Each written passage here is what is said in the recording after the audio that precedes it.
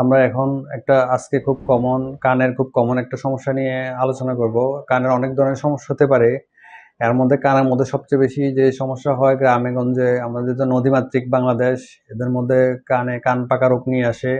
আমরা সাধারণত সাধারণ জনগণের মধ্যে এগুলাকে কান পাকা রোগ বলি। আসলে এটা কি, কানের পর্দা অনেক সময় ছিঁড়ে যায়। কানের পর্দা ছিঁড়ে গেলে এটা তখন কান দিয়ে বারবার পানি ঢুকে, পানি ঢুকলে তখন এটা পুষ পড়ে। তখন এটাকে আমরা কান পাকা রোগ বা সিওএসএম বা কনিক অটাইটিস মিডিয়া বলি। এখন এই কান পাকা রোগ থেকে অনেকের অনেক ধরনের সমস্যা হতে পারে। কান পাকা রোগের আপনার যেমন মেডিকেল ট্রিটমেন্ট, ওষুধের মাধ্যমে ভালো হয়ে যায় অনেকগুলো। আবার অনেকগুলো যেগুলো দীর্ঘদিন ধরে কান পাকা রোগ, এগুলো থেকে ব্রেইন বোন ইনফেকশনে অনেক সমস্যা হতে পারে। এগুলো থেকে আমরা অনেক অত্যাধুনিক চিকিৎসা, কানে পর্দা লাগাতে পারি। এর মধ্যে আরেকটা হতে পারে কানে নর্মাল ব্যথা হতে পারে, ইনফেকশন হয়ে ব্যথাগুলো চিকিৎসা করলে ভালো হয়ে যায়। আবার কানের মধ্যে ফোড়া উঠতে পারে। আবার কানের মধ্যে ফাঙ্গাস জমতে পারে ইনফেকশন হয়ে। আবার অনেক সময় কানে অনেকে কম শোনে, কানে দেখা যায় যে অনেক কানে শু করে। এগুলো থেকে শুরু করে আমরা অনেক ধরনের সমস্যা হতে পারে কানে। কানের সবচেয়ে গ্রামগঞ্জে মোস্ট কমন সমস্যা, বাজে বাচ্চাদের অনেক সময় দেখা যায় যে বাচ্চারা বলতে পারে না, তখন বাচ্চারা বারবার কানে হাত নেয়। এবং বাচ্চারা কানে হাত নিলে দেখা যায় যে সর্দি থেকে কানের মধ্যে, কানে আর নাকে একটা যোগাযোগ আছে, রেজিস্ট্রেশন টিউব বলে, ওইটা থেকে বাচ্চারা কানে ইনফেকশন হয় ঘন ঘন। তখন বাচ্চারা তখন ইনফেকশন হয়ে যখন কানে বারবার হাত নেয়, তখন আমরা বুঝে নিতে হবে, নাক কান গলা ডাক্তারের কাছে দেখাতে হবে। এবং তখন আমরা এক্সামিনেশন করে দিই, কানে পর্দা ইনফেকশন হয় বাচ্চাদের বেশি।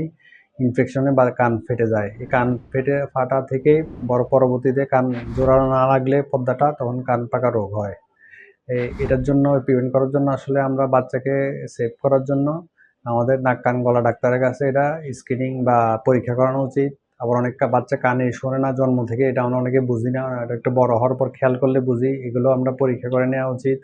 কানে না শুনলে আবার বাচ্চাদের অনেক বড় ক্ষতি হয়ে যায়, মুখে কথা বলতে পারে না।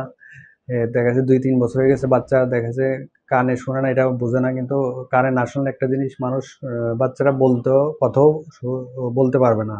যেসব বধির বাচ্চা দেখি আমরা, ডিফ অ্যান্ড ডাম, এগুলো দেখা যাচ্ছে, দেখলে যে জিনিস মানুষ কানে শোনে না, ওই জিনিস বাচ্চারা শিখতেও পারে না, তাই বলতেও পারে না। তাই দেখা যাচ্ছে কানে না শোনার কারণে সে বলতেও পারে না। এটা আমরা আসলে, গলায় তার সমস্যা না থাকলেও কানের জন্য আসলে ব্রেইনে তার সাউন্ডটা যায় না, শিখতে পারে না, এই জন্য সে বলতেও পারে না। এগুলা বাচ্চা থেকে শুরু করে সেই ৮০ বছরের বয়স্কদের যেমন কানে শোষণ করা, কানে কম শোনা, এগুলো অনেক ধরনের সমস্যা হয়ে থাকে। পুরুষদের হয়ে থাকে, মহিলাদের হয়ে থাকে। কান এগুলো আমাদের যেহেতু সেন্সিটিভ জিনিস, একটা খুব ইম্পর্ট্যান্ট অর্গান, তাই আমরা কান এখানে এন্ডোস্কোপের মাধ্যমে, আমাদের মেশিনের মাধ্যমে পরীক্ষা করে আমরা পর্দা থেকে শুরু করে ভিতরে কোনো সমস্যা আছে কিনা এগুলো আমরা দেখে, পরীক্ষা করে রোগ নির্ণয় করে বিভিন্ন আমরা রোগীকে এক্সপ্লেনেশন করি, ব্যাখ্যা করে দেই। এখানে যে চিকিৎসা সম্ভব এখানে করি, বা এখানে সম্ভব না হলে আমরা চিটাগাং মেট্রোপলিটন হাসপাতালের ব্যবস্থা আছে, এখানে করে থাকি। আসসালামু আলাইকুম।